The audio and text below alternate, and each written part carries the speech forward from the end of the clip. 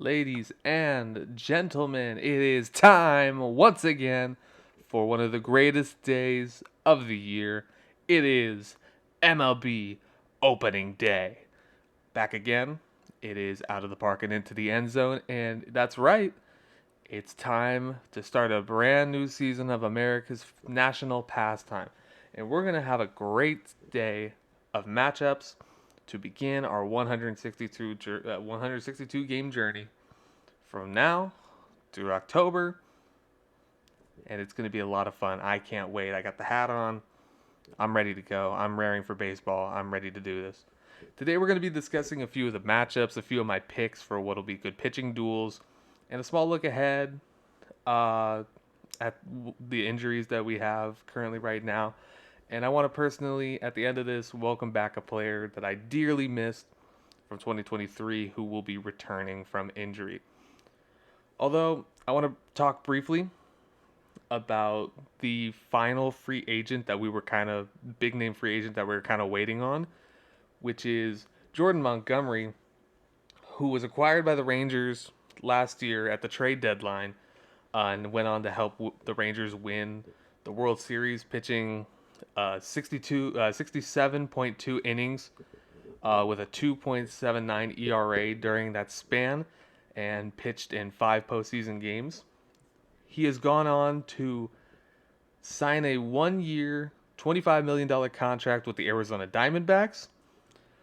The deal apparently has an option included in it, but it is interesting to see a player that, coming off of a World Series championship, leaves to go play for the team that he beat. So that's a little strange, but I dig it. I kind of like it. I don't know if it has any implications. I don't know what's going on with that, but it does make things interesting as Arizona tries to gear up for another World Series run. Um, I know the MLB season already technically started with the Korea series between the Dodgers and the Padres, but this is like the MLB branded opening day, so I'm going to treat it as such. But with all that out of the way, let's go ahead and get into what's in store for today. It is March 28th, opening day. The action all starts at 10 a.m. Pacific, 1 o'clock Eastern, with the opening game of the Brewers at the New York Mets. There's going to be 15 games today, all the way down to 7 o'clock Pacific and 10 o'clock Eastern. Of the 15 games today, 6 of them are actually division matchups, which I think is great. So we're going to get an early sense of which teams are going to be jockeying for position in their own division early on, just trying to get an early first place. The games that are in division that I found were Braves at the Phillies, Giants at the Padres, Blue Jays at the Rays, Twins at the Royals, Tigers at the White Sox, Rockies at the Diamondbacks. Of course, the one that sounds the most intriguing is definitely going to be the Atlanta game against the Philadelphia Phillies, as it's going to be a rematch of the 2023 NLDS, I believe. Yes, the NLDS, in which the Phillies won in 4 and then went on to lose to Arizona in 7 games. But these two are expected to still continue to be two of the best teams in the National League, and I can't wait for this matchup. It's going to be at noon, so you want to keep your eye out around there. Noon Pacific, 3 Eastern. Strangely enough, this is the only matchup of opening day that's going to be featuring teams that played in last year's playoffs, which I don't really mind. If anything, it just makes this game stand out a little bit more, which I don't see any problem with. It'll be one of the ones that you got to keep your eye on. But speaking of that, I have 3 pitching duels specifically that I think would be really good games to watch on opening day. Starting with the aforementioned Braves Phillies, which will have Zach Wheeler taking on the young Spencer Strider. Now, these guys both finished in the top 10 of Cy Young awards for the National League last year, with Wheeler coming in at 6th place, dropping 192 innings in 32 starts with a 3.6 ERA, while Spencer Strider had continued to be spectacular in his after his second place Rookie of the Year campaign in 2022. During the 2023 season, Strider made an All-Star appearance on a loaded Braves team and finished fourth in the Cy Young race. But it is a bit surprising that he was only fourth, considering that he had a 3.8 ERA in 186 innings.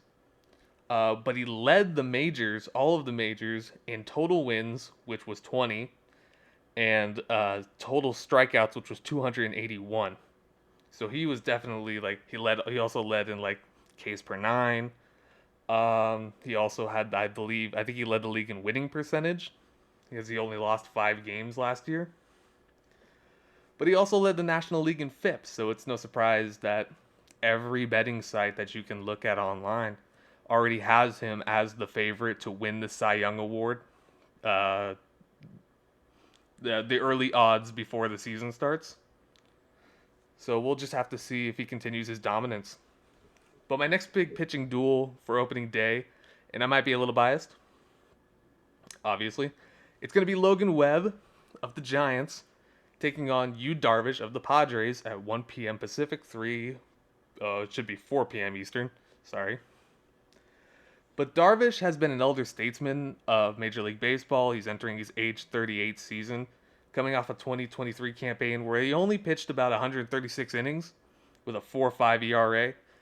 But he did already play in the Dodgers Padres Korea series, where he pitched for 3 2/3 innings, only 2 hits, but he gave up 3 walks.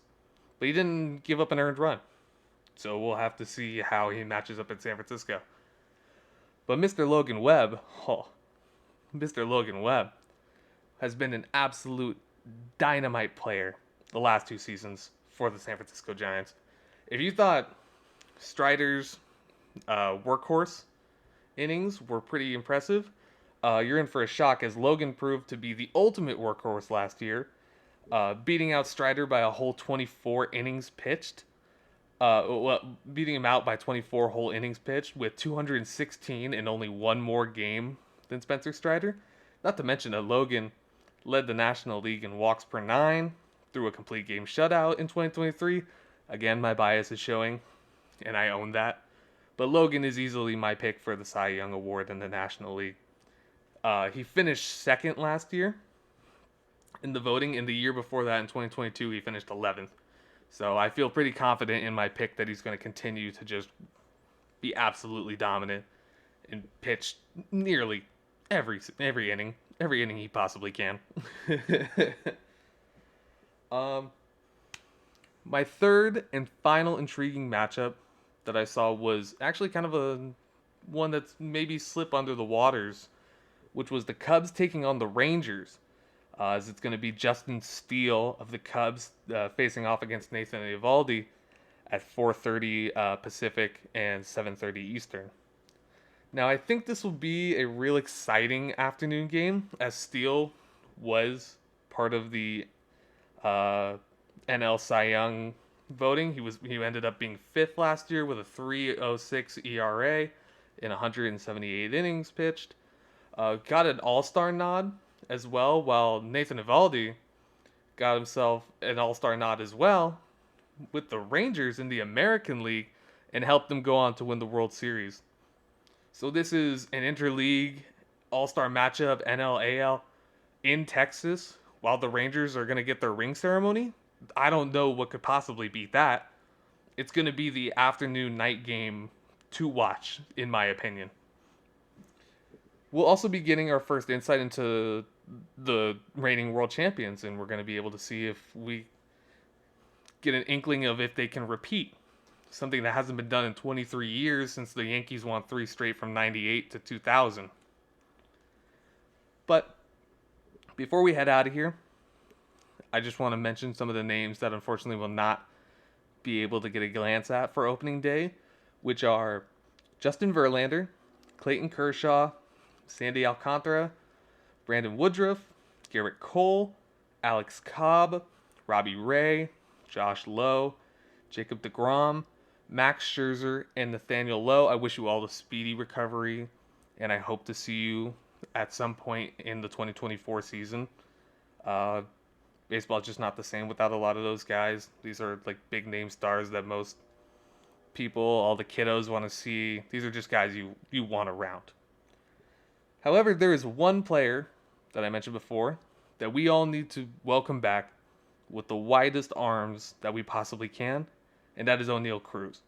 Cruz nearly missed all of the 2023 season with a severe injury early on, but he's back. He says he's 100% again. He's been playing in spring training, and I can't wait. If you don't know who O'Neal Cruz is, just go on YouTube, type his name in. This guy makes unbelievable stuff happen. Inhuman, spectacular plays, throwing the ball as a fielder at velocities that are hit off of a bat. It's just incredible stuff. It's remarkable, honestly. So I can't wait to see what he does in 2024 with the Pirates. But that's all. That's all. That's gonna be it for now. I hope you all enjoy opening day as much as I am going to, and I hope you get to see as many of the games that you possibly want to. Because baseball is back, and I can't wait for it. Have a good day, and take care of yourselves out there.